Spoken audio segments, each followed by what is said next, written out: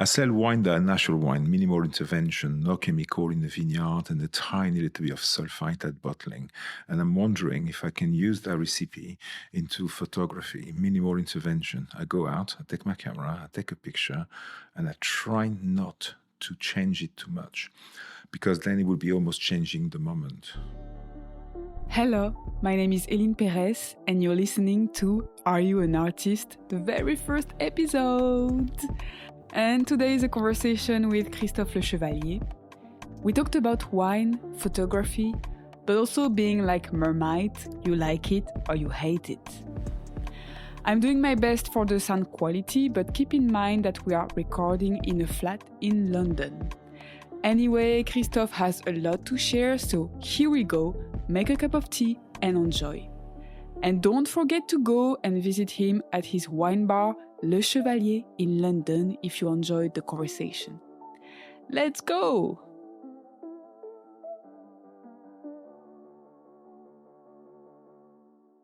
Ouais, je pense qu'on est bien. Great. So I'm going to switch to English now. And yes, I think we're good to go. Okay. Hi. Hi. Hi, Christophe, and welcome to this very first episode. I'm going to start each episode by reading out a letter I've written to my guest. So I'm going to do that now. Dear Christophe, I decided to create this podcast 5 months ago, and I knew I had to invite you before leaving my flat.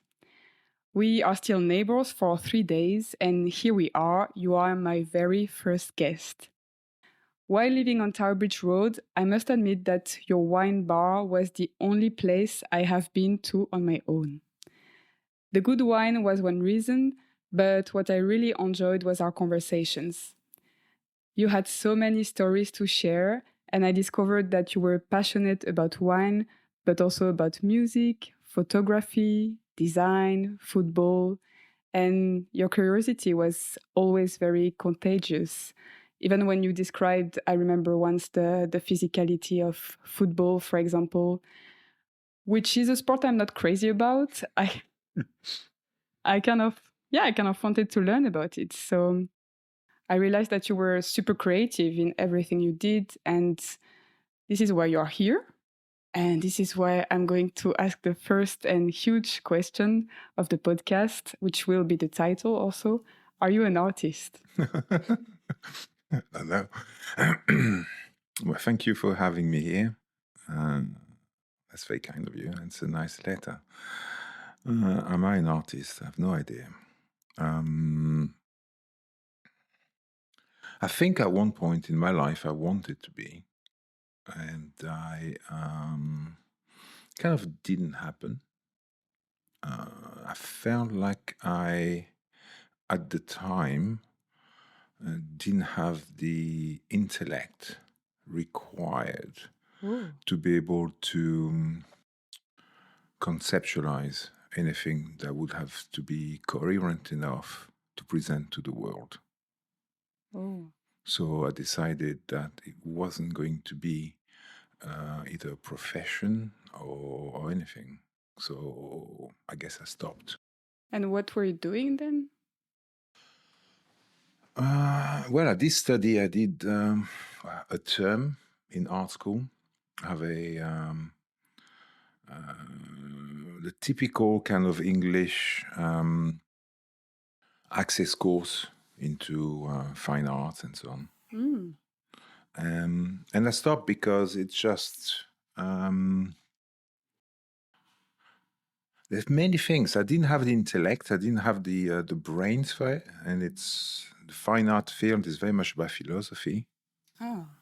It's certainly the theory part of it. And I had not been trained for that. And I thought at the time that I had nothing to say. So why am I going to pollute an area? If you got nothing to say, just shut up and do something else. Right? So that's what it is, right? But if you got nothing to say, just move on. Yeah, I feel like when we are young, though, we don't have that much to say, of course. I don't know. I mean, at the time, it wasn't so much about social media when everybody is saying so many things without really saying much. But I felt like I couldn't contribute. So if you can't, just don't bother. Do something else to put into that area. But it was a very functional course. Yeah. Surrounded by younger people, and I was a little bit older than them. So I was pretty isolated in that course, which was fine. I can deal with that. And then I did well with it. And then leaving that stage, finishing the degree, I realized that I wasn't going to be able to make a living out of it. It's super complicated. You can't really work on your own. So I moved on. So the whole all areas where I'm very creative when it comes to what I can be, that is. Creative in this kind of contexts, but to make a living out of it, it's a very different story. Yeah. I don't think I'm capable of that. Yeah. But I can see that in the way also you organize the wine bar, like it's... The wine bar is very much it's the journey that took me there. So everything that I've done, that's great, is what you see there. Yeah. But so in a sense, it's good because I saved money, not having to hire a designer Sure. or having to argue with one. Right. And I had you build the sense as to what's possible, what's not. Very often you find people have wonderful ideas, but on in their head. In reality, they're not always doable, especially artists. Sometimes they have ideas about what an artwork would be. They ask a technician how to do it. It's not possible because it's about structure very often. Yeah. Whereas design is about structure, really. Well, certainly furniture design or interior design. So the bar is the accumulation of all different interests at that moment. So that's not complicated. And so if you go like back to your little child, like do you have a first creative memory? Like the first thing you created something? I was very good at breaking things apart.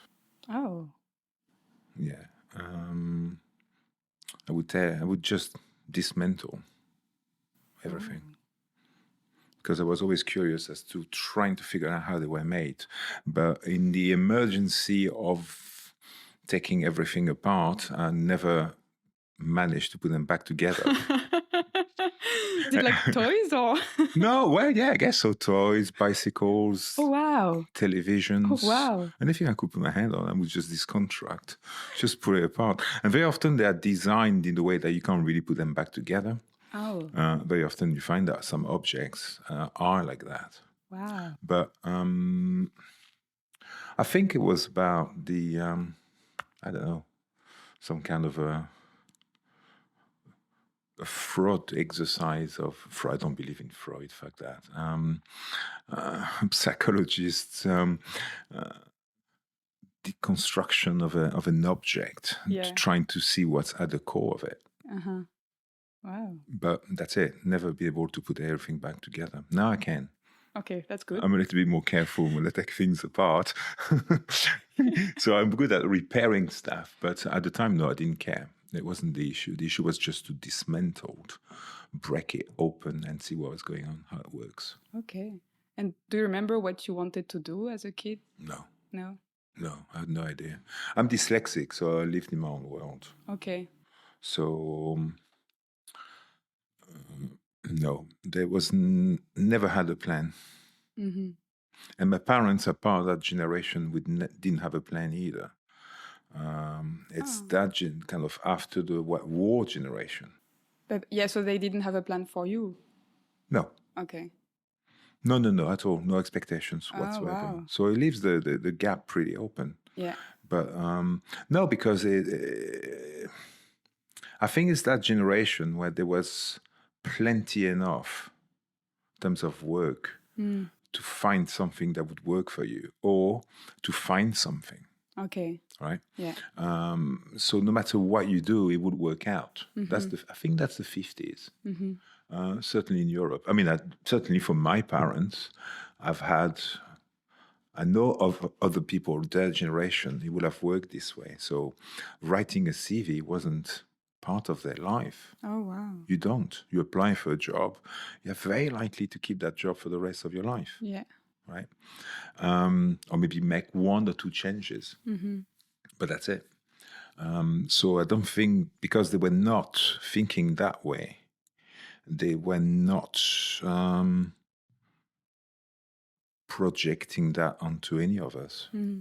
They kind of assumed I would work for the post office or something like that. Which is what my brother did, ultimately. Oh. Yeah. But, it didn't work out for me. I was very much in my own world, so no matter what they said, it didn't really stick. And how long have you been working with wine? Quite a bit of time, no? That's about 12 years now. Okay. I started on Borough Market some years ago. Then I stopped. I went into teaching for 5 years, design technology and food technology. And then I started again on Borough Market. Mind you, actually, while I was teaching, I had a part-time job on Borough because teaching wasn't paying well enough. Certainly not at the beginning. So I always had two things going on. Okay. So even when I was teaching, I was selling wine. Okay. Borough Market is a funny place to... it's about salesmanship. It's about kind of how to engage with people. It is about wine in the context of selling wine. Yeah. But the bulk of it is about how to approach wine to people you never seen before, you will never see again, and they change every 5 minutes. It's so intense. Every 5 minutes is a new brief. Yeah. Every 5 minutes is a new set of expectations that you have to address. A Japanese person could walk in, and the way they're going to describe wine is going to be of a certain way. And then next is somebody wants to make a present, and then next is because it's a very specific recipe you need to sell the wine to. So it's really a high tempo, and you have to think on your feet all the time. So that's quite exciting. Yeah. And so, what do you like most about your job? Is it this, like, relationship to the client and just... It goes in many ways. I'd say people, really, because wine, that's the basics. If you don't like wine, it's not the right place, is it? Customers, yes. Trying to convey an idea to them as to what wine can be. Potentially giving them the confidence to be able to encounter the world of wine in their own terms without having to feel intimidated, because it's a big, intimidating world, wine. Yeah. Make a sale, conclude something, but make a sale that is genuine and makes sense to both parties. In other words, I need the money for the business and they need the wine. But it's not about selling a wine they don't want. Of course. Or they don't need. It's about trying to pitch at the right level. And in terms of the business, about helping staff to develop themselves within the context of the business so that they can grow somewhere else. Or grow within the company, but leave at one point because they are not going to stay forever. But develop their own confidence, or maybe sometimes their own business. I've had people creating their own business after they left. So it's people and wine, I guess. Yeah. And money. It has to be. Yeah, of course. Yeah. And what makes a wine good? People. People. Yeah. People would make them and people would drink them. I've had suppositively amazing wines in boring companies. And it's all right. And then you have an average bottle with the best company, and then it's the best wine you ever tried because you're in the right mindset. Oh. So very often you find that it's a dialogue between that bottle and people. If there's nobody to drink it, how can we know it's good? After that, we can look at the technicalities of it. But it's I don't know how long that conversation would take. Mm-hmm. I don't know if anybody can agree on that. But one thing that everybody would agree on is that it's what makes a good wine. It's yourself and people around you. Yeah. Really. All the people who make it as well. It's a people thing. It's a social thing. And so, like, how do you feel when you're creating something new? For example, when you decided to create your wine bar, what's the feeling that's driving it? Well, the feeling of, the desire to work for myself was not to work for somebody else anymore. Right? Because you get fed up sometimes. I have the same feeling. Yeah. So, and sometimes there's just also opportunities that present themselves. So you just take it and see where it takes you. When I started the business, the kind of most memorable feeling was that of excitement, of course. The unknown is actually it's exciting. Go into something you have no idea what's going to happen. And exhaustion. Exhaustion? Yeah, the first year I was working 85 hours a week. Wow. For 1 year. Wow. So it is taxing. It's extremely tiring. Yeah, it's draining, right? You were there, yeah. Emotionally, physically, intellectually. And then I had to rebuild myself after that. Wow. Physically, yeah, I had to go for physio. Took me weeks on end to start to begin to feel human after that. Yeah. Oh, wow. Yeah.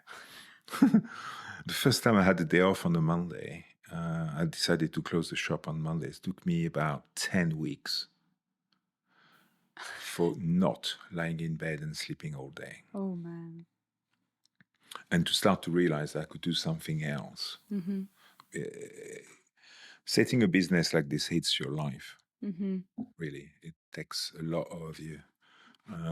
So excitement, tiredness, excitement. It's exciting. It's less so now because it has become something more of a regularity. So I need to always try to find some level of excitement. Okay. So adding the music is interesting. Putting more music in. Trying to add to the business itself, but it's a journey. Mm-hmm. And how do ideas come to you? Is it from that feeling of when it's kind of settled and then you have the need to create something or add something? Or I never thought about this. I mean, creating a wine bar or designing shelves for one bar is purely out of function and sometimes laziness. So an idea on how to build a particular shelf is just purely functional. It's nothing creative. I mean, it's nothing. Yeah, it is creative, but it's nothing extraordinary. It's not going to change lives, and it's not going to change the world. It may change my day. Right, because you make it functional so that you save energy. That's it. There's no more to that. Furnitures are very functional. Yeah, furniture, right? But like, photography is different in a way that it's trying to be open-minded enough to catch something. to conquer your fears. Taking pictures of people when you're 2 meters away, it's quite a frightening thing for both. Yeah. The person behind the camera and the person being taken picture of, or that person realizes that's what's happening. I never thought about that, yeah. It's about getting into that space. It's pretty weird. So photography is very much about teaching myself how to not having full control of what's going to happen and letting certain things come to me, or be able to observe certain things. Having a wine bar, I'm a control freak. I have to constantly act at it. I have to constantly make decisions as to what's going to happen next. And it's also hospitality. That's just the way it works. Constantly having to reassess ourselves. So there's no creativity much. Oh, that's interesting, because I don't know, when I look at it, like also the way you associate like a wine with some food, the way you, I don't know, for me it felt like quite a creative place. Yeah, but you you make these decisions maybe once. Yeah, true. After that, you spend a lot of time explaining what the decision is, right? Yeah. But you don't change that kind of systems every 5 minutes. You're not in a constant change of flux. Yeah. So a piece of cheese and a piece of wine, you know more or less what's going to work. Mm-hmm. Sometimes you venture outside of that. You try and error. Mm-hmm. It works. It doesn't work. Oh, I like it. No, I'm not quite sure. And then you present it to the world, and it's set for a certain period of time. What you see is the end of it, but it's not creative every day. It's the same that I don't think a photographer is creative every day. Yeah. 50% of a professional photographer would be business. But I feel like everything is like that. Even artists at some point, they have to sell themselves, or they have to, yeah. Picasso was very good, apparently. He used to play a trick with his agent, if it's an agent. I don't know if it's the right word, but he used to show a little drawing or something and then put it somewhere. And then 3 months later, the person he had shown the drawing to would say, well, where is the drawing you did show me last time? And Picasso would go, oh, I can't remember. Oh, maybe I've painted over the top of it. Oh, did I give it to somebody? And then 3 months later, he would say, oh, I found it. Oh. And that was it. That was the catch. Yeah. So it's business. Yeah.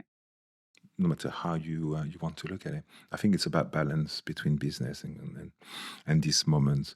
And so sometimes you look at artists or musicians or maybe photographers, I don't know, and you see that they have a very kind of strong creative period at the beginning. And after that, very often it stops. So it's about reinterpreting this kind of moment of creativity. I don't think many artists actually are creative all around their career. No, I don't think so as well. No? Maybe Picasso, and maybe you can look at it in terms of volume of production. Yeah. Miles Davies, Sun Ra. I don't know if you heard about Sun Ra. Sun Ra is it's just a jazz artist. Nobody can agree onto his discography. Like how many albums he has produced. Oh, okay, because he's produced so many, or? Yeah. Everything that he recorded live would have been recorded. Wow. And nobody has agreed on the exact number. No, not only that, every now and then a tape resurfaces and being published or being released to the public. Mm-hmm. And collectors go completely mad. It's so funny. Yeah. So that is, these guys are the real creatives because they just, they do it constantly. Mm-hmm. But I don't think many people are creative constantly. I don't think it's possible. Yeah. And so, for example, when you take a picture, what's your favorite part of it? Is it when you're getting ready for it? Is it just a moment where you take the picture? Or I guess the favorite moment is to look at it later. It's almost like the anticipation of it.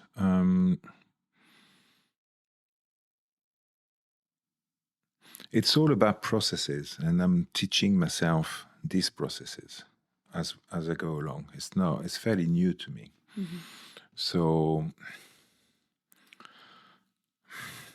I think it's not just one moment. It's just a series of moments. It's getting up in the morning, looking outside. Is it sunny? Yes. Right? That's it. yeah. Okay, that's the moment I need to go. So that's one part. That's moment of excitement, getting ready, and then getting out, and then getting to a spot, and then trying to observe what's going on, trying to find an angle, and then taking the pictures. Not looking at the pictures while you're taking them. Just forget about it, just take. And then going home and looking at them. So there's not just one moment, it's just a series of different moments. And I'm trying to identify how I operate within this moment and what makes me tick. So I can understand myself better through these particular processes. That's beautiful. Yeah, because I think if you do understand yourself throughout all of these processes, then they become second nature. Yeah. You don't need to think about it so much. Yeah. And then you liberate the space for these moments to happen. Yeah. And you're if in you're the flow. too preoccupied about how you feel, well, yeah, it's a good thing to be preoccupied about how you feel, right? But mind you, it could be just the main drive, right? Yeah. Maybe the end picture doesn't matter at the end. I can't remember his name. There was a photographer, when he passed away, they found thousands of negatives. He wasn't interested. Actually, they didn't find the negative. They found the films in their cassettes. He never opened them. He never did anything with them. Oh, wow. Towards the end of his career, the only thing he was interested in was the process to get the picture, and the picture didn't matter. Didn't care. So his process was the process, and that's it. So I don't know. I'm trying to work it out. All right. And so because then you can edit the picture afterwards, and when do you feel like this is like finished, like you're going to stop working on that picture? Or... I try not to work on them. Okay. Or a little bit. Okay. Minimum stuff, really. I don't know, a little glint of light in the eye of a person, or something that's just attract the eye. That could be beneficial of the picture if it's not there. So it's about removing little bits and pieces, but not too much. But not too much. Yeah. So because I don't have the time. No, I don't. Of course. And I don't have the technical abilities to do it. I'm learning how to do it a little bit with software. Everything is possible, but I'm not very good at it. Yeah. And I don't really want to. There's this temptation. You see it on Instagram, people posting pictures that are overdone, overworked, overdeveloped. That's what it is. And sometimes it's necessary. Sometimes it becomes a genre, right? And very often, I think it's just it's not really interesting. I sell wine that are natural wine, minimal intervention, no chemical in the vineyard, and a tiny little bit of sulfite bottling. And I'm wondering if I can use that recipe into photography, minimal intervention. I go out, I take my camera, I take a picture, and I try not to change it too much, because then it would be almost changing the moment. And maybe I'm wrong. Maybe I should work on my pictures and manipulate. Photography is not about truth. It isn't. But I don't know, maybe I'm trying to work out my relationship to it. So at the moment, I'm minimal intervention. Yeah, I feel quite attracted to all the work that's a bit like this as well. That is just very raw as much as possible. Is there something you created that you're really proud of, whatever it is in your life? I never thought about this. Not yet. Any plan? I don't know. It keeps me going. That's good. Right. So, what do you feel is your strength in life? My strength. Fuck.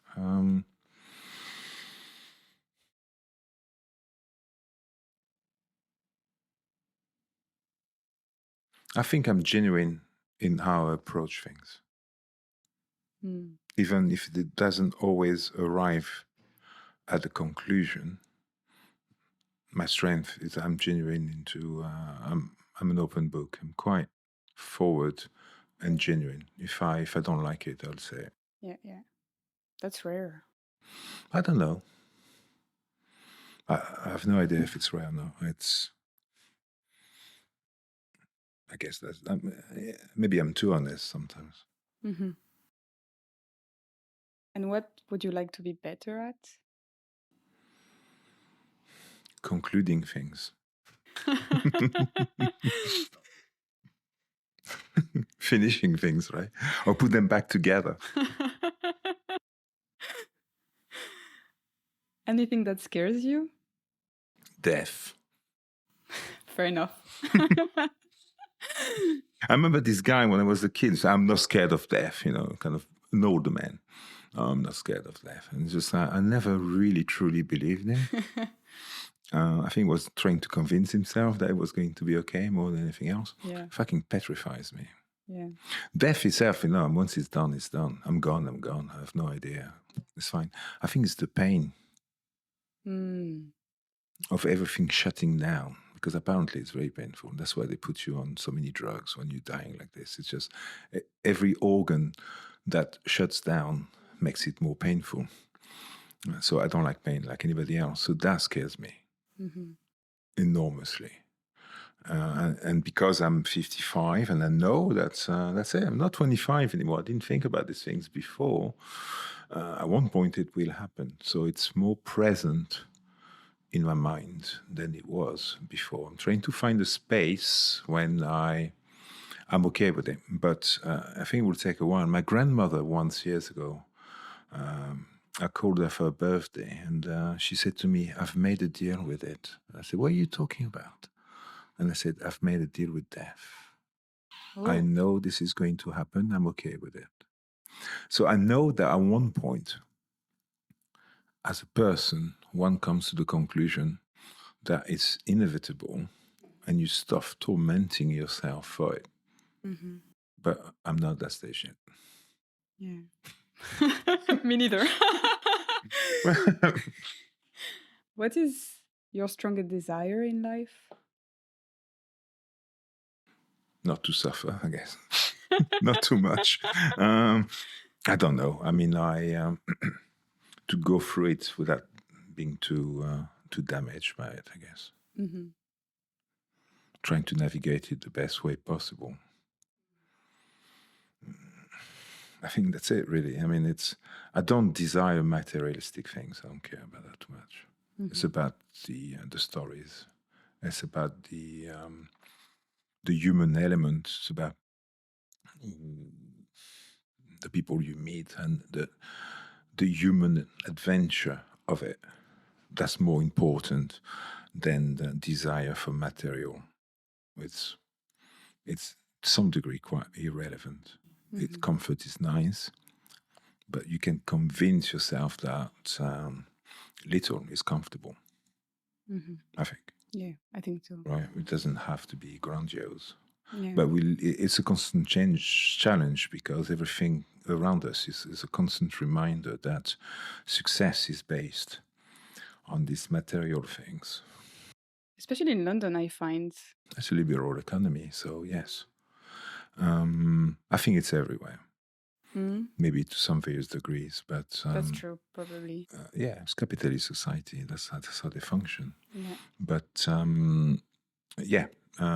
desire to be content, not too greedy, to go through without suffering too much and not being a pain in the ass to the others. That's good. Trying, not always working though. Do you want to be liked or approved? And if so, by who? Well, you always have, yes. You have to be a complete monster not to want to be liked. But it's not cool to say, I want to be loved. Okay, because it talks about deep insecurities. I think everything we do is driven by some sort of love or approval or recognition. It's just what happens to you when it's not there. I think that's what makes us who we are. How do we react when it's not there? And do we panic, or we just like, okay, it's fine. I'm fine when it's not happening. What I've learned with the business is that I can't please everybody. It's just impossible. And it didn't take me long to work that one out. So Did it take long? No. You realize that very quickly in this kind of business. Having a shop, having a bar, you're constantly having to position yourself in relationship to what people expect of you and want from you. Mm-hmm. So you have to develop that kind of safe place, if it's a word, where you kind of go, sometimes it will work, sometimes it will not. So I'm fine if people don't like me. It's okay. Yeah. Actually, as a matter of fact, when I was teaching, the kids used to call me Marmite. Oh. Because it's you like it or you don't. It's one of those Marmites. You hate it or you don't, or you love it or you hate it. Do you like it? Marmite, I love it, yeah. You love it? I love Marmite, yeah. Oh, wow. Yeah. What is wrong with you? Nothing, I'm toast. It's wonderful. It's umami. Maybe I should try again. It's pure umami. Yeah. Yeah, no, it's beautiful. But, so I take no prisoners. And I'm very, I can be quite brash when it's necessary, because I don't want to have to deal with people's bullshit. No, seriously, it's too much. Yeah. I don't want to do it. I had enough of that. So do I want to be loved? Yes. Is it necessary? No. Or I want to be loved by the right people. Yeah. Yeah. Right. The others, right, they don't have to. Mm. And who inspires you?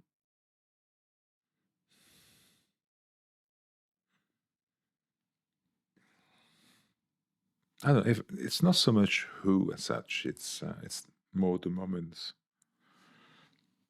and who is in that moment. I don't have heroes as such. Maybe it's a bit.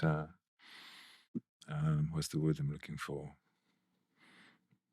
It's a bit cocky of me not to have heroes. I don't think they do exist as such, or they are often disappointing, or they are idealized and they are human. Yeah. Right. I remember having a discussion years ago with somebody that said, "Oh, Gandhi is my hero." Said, probably Gandhi was a sexy bastard who actually slept with 16-year-olds. Yeah. It's very likely. Yeah, and I think it was, actually. I'm not 100% sure, but it wouldn't surprise me. Yeah. Right? Especially now that we know things very differently. Well, he certainly wrote a letter to Adolf Hitler, I think, at one point in his career. So, and taken out of context, somebody can be a very good person and then a complete bastard at the same time. And I know I can be. Yeah. Right? That's who I am. Yeah. I can be both, and I'm comfortable with that. So heroes, thank you. Just no thanks. I don't have any. So they don't inspire me. Maybe some moments of things, but they come, they disappear, they reappear. What inspires me sometimes just a piece of music or a moment that you witness or something that you take part of. You go home, you carry a little bit of that with you, and consciously touches you, it inspires you, you carry it with you, you pass it on. I think this is more fragmented than just one thing at any given time. Yeah. It's usually complicated. And if I had to work it out, I probably have to stop doing so much and go into deep meditation for weeks on end with no resolution to that. Do you know? It's just so... Yeah. Everything and nothing inspires me. It depends on the day. It's very vague, I know. Yeah. Interesting. If you were an animal, what would you be?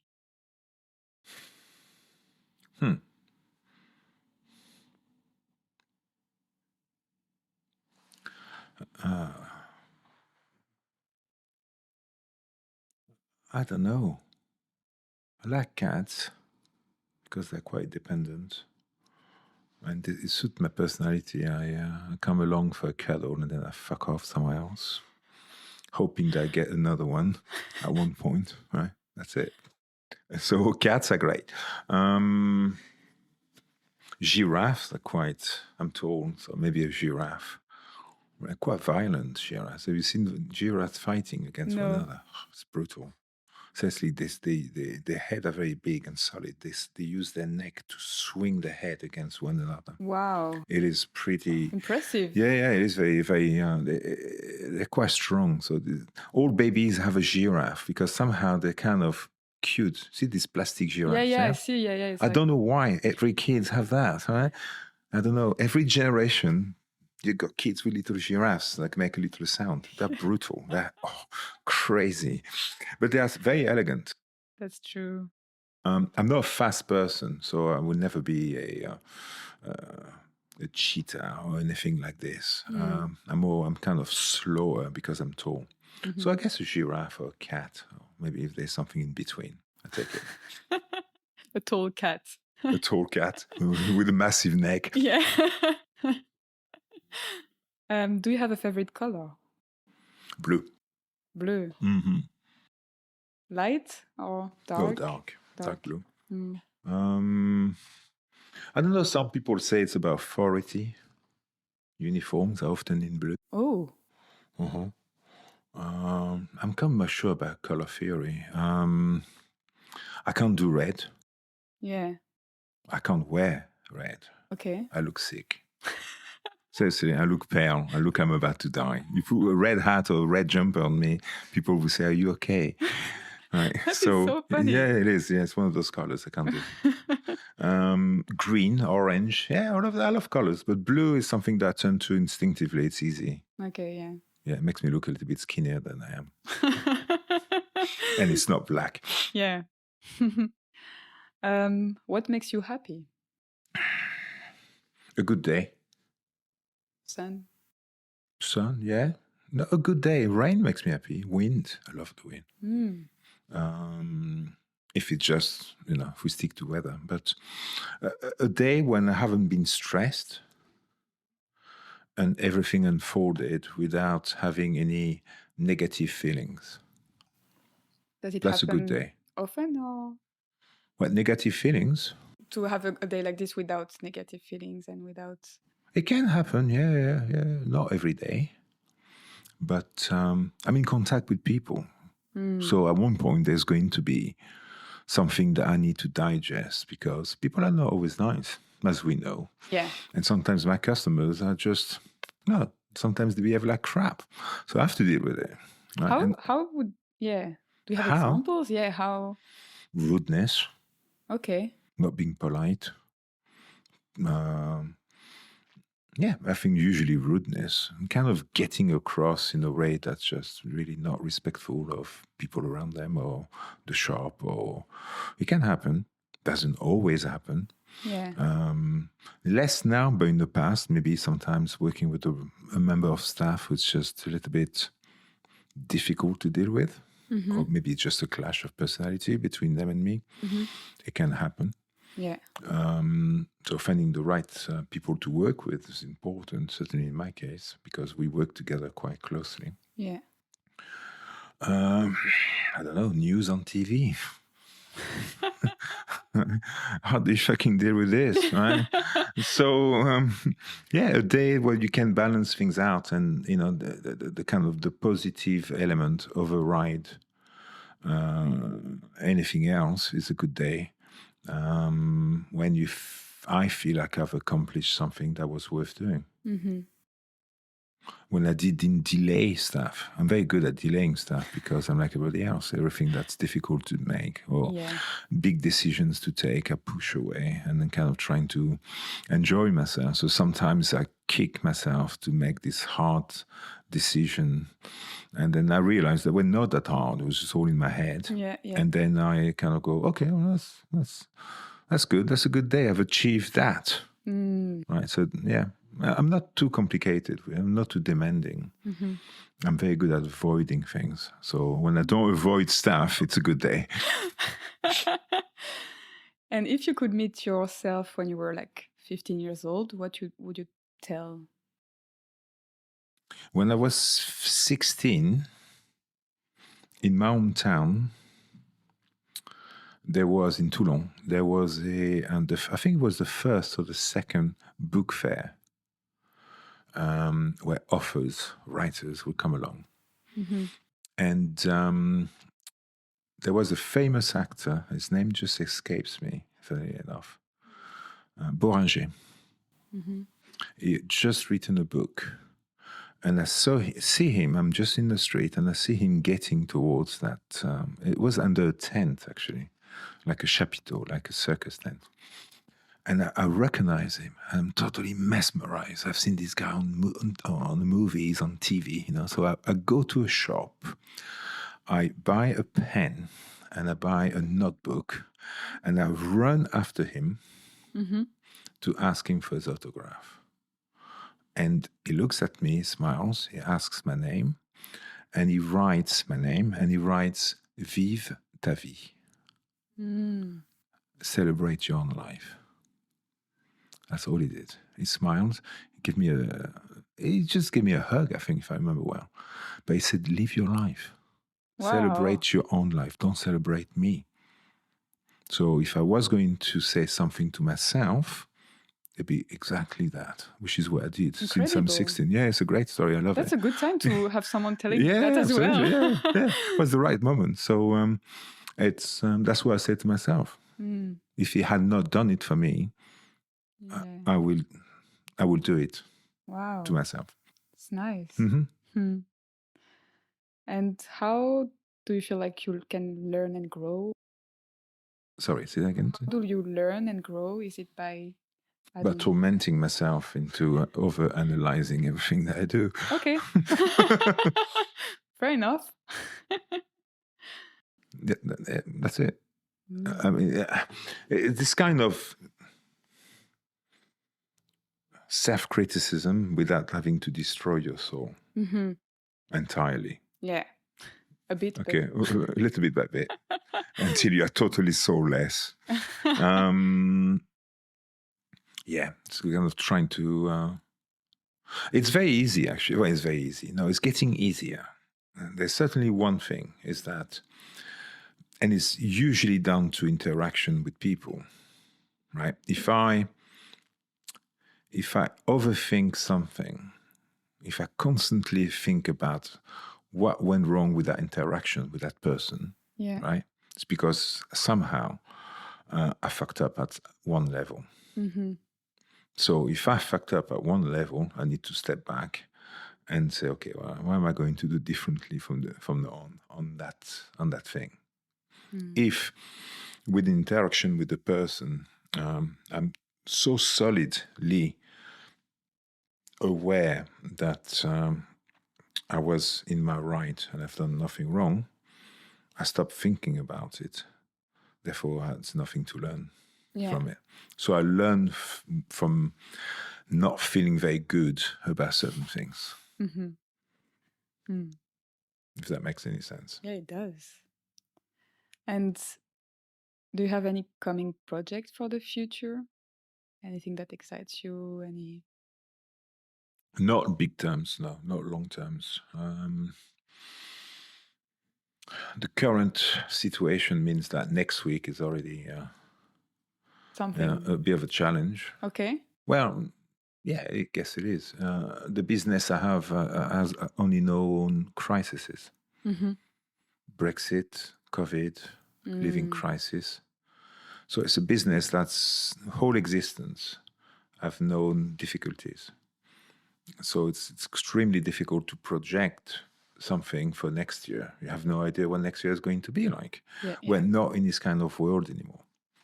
If I had set up the business in the 90s, it would have been a very different story. Things were very different then. There was this kind of sense of optimism that everything was available. It's just, it was entirely up to you. The context in which you were so favorable for you to grow as a business. Nowadays, it's not like this anymore. So from a business perspective, it's difficult. I don't know. I don't have any answers. From a personal perspective, because I'm tied to the business, it's just to hope that, the big plan is to hope that everything is going to be okay for at least another 2 or 3 years. And then we take it from there. From a personal perspective, in other words, photography, which I do a lot of at the moment, is I hope that I've managed to take at least one good picture by next year. Good. One. That's what I'm asking.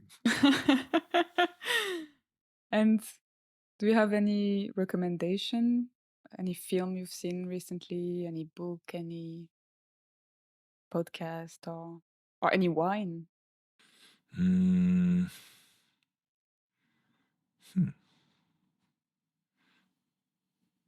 Wine, no, because there's so many. I mean, it's just, I change wine constantly. So it's ciders. Drink ciders, yes. That's coming up. And I'm going to have ciders, actually. So ciders, yeah. And cheese. Cider and cheese. There you go. 2024, cider and cheese. Great. Well, that will make me want to come back for traveling. Yeah, absolutely. Books, no. Podcasts, I'm not listening to podcasts much. Music, Tidal, I discovered that platform, which I think is great. Tidal? Yeah. Okay. It's not a playlist organized. It's not Mixcloud, although Mixcloud is pretty good. They basically try to get away from the compressed format of music and release music that actually high quality and compressed. Okay. But it's a monthly subscription, so I play it a lot at the bar. Okay. And they have radio, so you select an artist, and some artists have a radio that they work artist by association to that particular artist. So that is a great discovery lately. But it's the quality of the sound that does it. It's beautiful. Wow.